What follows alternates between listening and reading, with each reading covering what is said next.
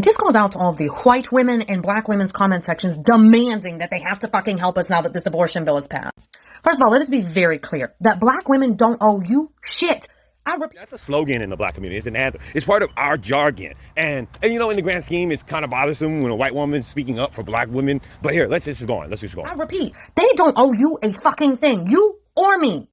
But like, did y'all ever stop to think that maybe there's a reason that they're saying we're going to sit back on this one? And maybe that reason has something to do with when their children are being murdered, gunned down in the fucking streets by the goddamn police. Police. Now, see, in our household, we heard the N-word, right? So for us to say the N-word because we grew up around the N-word, it makes sense. So all these other people who say they grew up with black people, and so they heard the N-word, but that wasn't in their house, meaning that it would tell us that the people that are saying it and trying to hold on to it is because it's foundationally them, because it's in their roots like that. But not the point. Here, let's just listen. White women sat back and were like, this isn't the fight for me. This isn't the march for me. I'm going to sit this one out.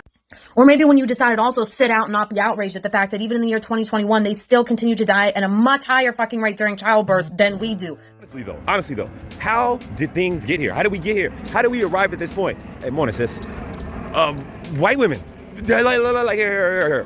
When Rodney King got beat, our mother apologized to us because a few years prior we had been accosted by some cops and she didn't believe it. Like, is it in the tune of, well, you must have been doing something wrong.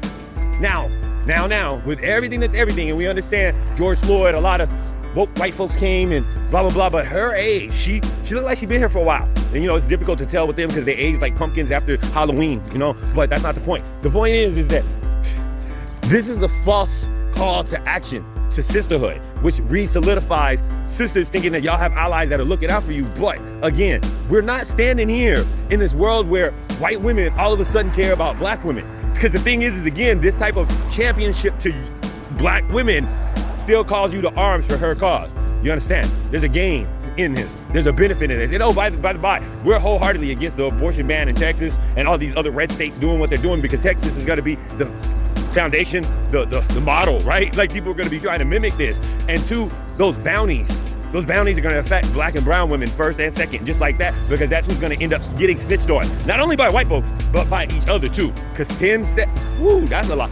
Yo, some people will do it for $10.